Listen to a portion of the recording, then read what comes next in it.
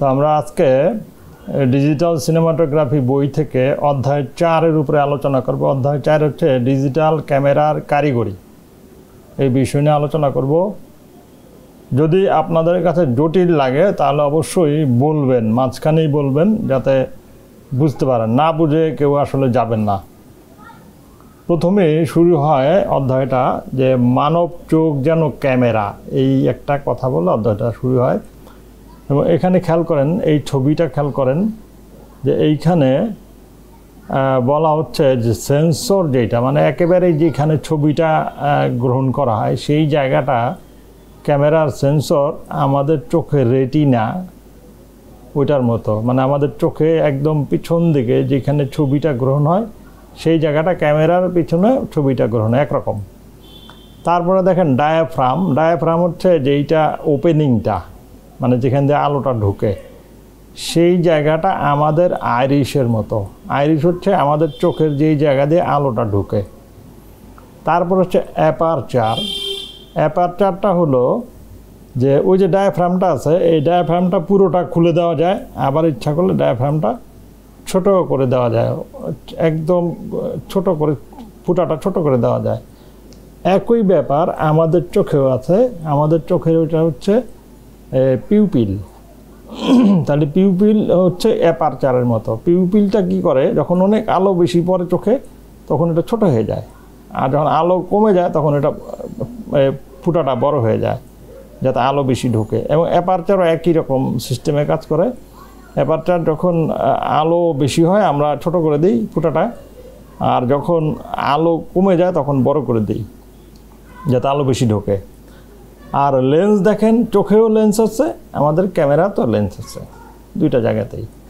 এবং আইরিশ বা ডায়াফ্রাম বোঝাতে নিচের দিকে দেখেন, নিচের দিকে দুইটা জিনিস দুইটাই ছবি আছে। এক পাশে হচ্ছে অ্যাপারচারের ছবি আছে, আরেক পাশে চোখের ছবি আছে। ডায়াফ্রামটা হচ্ছে একদম প্রান্ত সীমা যেই জায়গাটা, ওটা হলো আইরিশ। এবং এই অ্যাপারচারকে কিন্তু ভিডিওগ্রাফাররা অনেক সময় আইরিশ বলেও ডাকে, আইরিশও বলে অনেকে, যে আইরিশ ওপেন করেন, আইরিশ একই নামে ডাকে। তার মানে আমরা বুঝতে পারছি যে মানব চোখ এবং ক্যামেরা একই পদ্ধতিতে কাজ করে। এবং বলা যায় যে এমনই মনে হতে পারে যে মানব চোখের এই কাজের পদ্ধতি দেখে হয়তো বা মানে ক্যামেরা তৈরি একেবারে একই রকম প্রায়। তো আমরা সামনে আগাই। ক্যামেরা কিভাবে কাজ করে, বিশেষত ডিজিটাল ক্যামেরা কিভাবে কাজ করে এটা আমরা একটু জানবো এখান থেকে। প্রথমে হচ্ছে এই যে ক্যামেরা, এখানে একটা বিষয়বস্তু আছে, এখান থেকে একটা লেন্সের মাধ্যমে ছবিটা ভিতরে যায়। প্রথম হচ্ছে বিষয়বস্তু থেকে প্রতিফলিত আলোক রশ্মি লেন্স দিয়ে প্রবেশ করে, এই প্রবেশ করলো।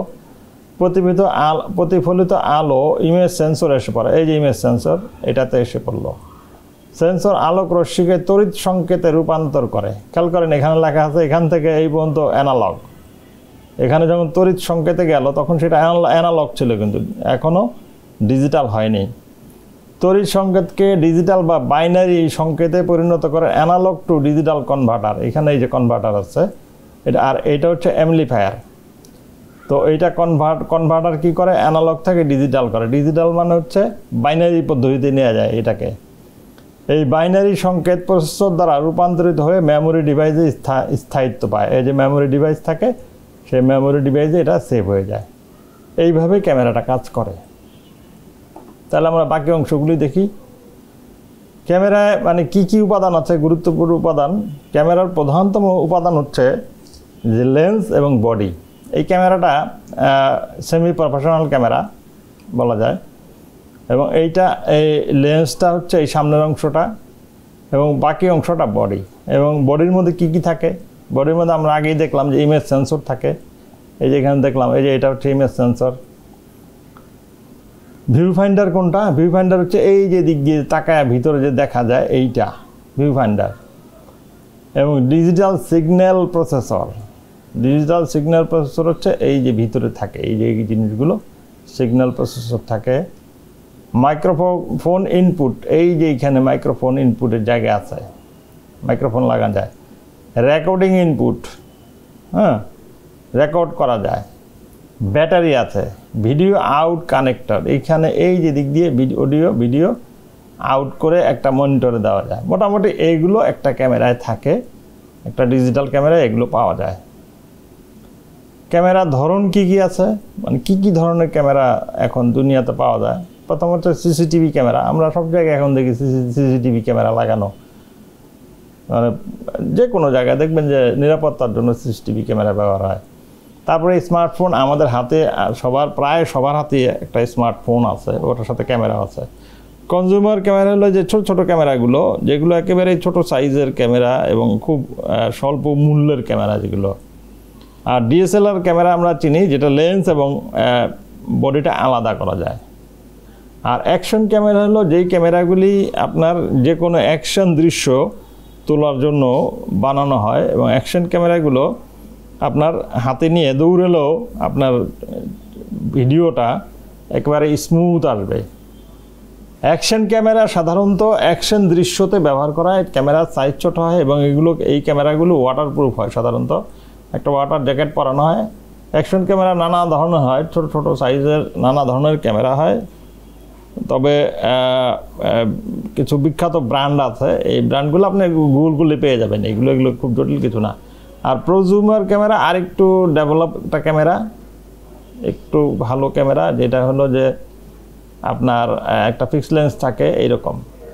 আর সেমি প্রফেশনাল ক্যামেরা যেগুলো হচ্ছে যে ইএনজি ক্যামেরা, যেগুলো যেমন টেলিভিশনে নিউজের জন্য ব্যবহার করে, এগুলো ফিক্সড লেন্স হয়, লেন্সটা খোলা যায় না, এরকম হয়। আবার কোনটা খোলাও যায়, এরকম মানে দৌড়াদৌড়ি করে কাজ করা যায়, ডকুমেন্টারি টাইপ কাজ। আর ডিজিটাল সিনে ক্যামেরা, এইটার বৈশিষ্ট্য হচ্ছে এই যে পাশে যে ছবিটা দেখতে পাচ্ছেন, এটা ডিজিটাল সিনে ক্যামেরা, এটা সনির একেবারে নতুন মডেল। এই ক্যামেরাগুলির অনেকগুলি বৈশিষ্ট্য আছে। সবচেয়ে বড় বৈশিষ্ট্য হলো যে এইটার লেন্সগুলি অত্যন্ত দামি হয়, এবং এই ক্যামেরার যে রেকর্ডিং যে মুডটা থাকে সেইটাও রেকর্ডিং হয় সাধারণত, বা লগ রেকর্ডিং হয়। রেকর্ডিং এবং লগ রেকর্ডিং নিয়ে আমরা আজকেই কথা বলবো। এই বিষয়গুলো হয়, এবং এই ক্যামেরা খুবই উচ্চ মূল্যের হয়। তো এই হচ্ছে মোটামুটি আমাদের ক্যামেরার ধরন। এগুলো আপনি গুগল করলেই পেয়ে যাবেন, খুব বেশি কঠিন কিছু না।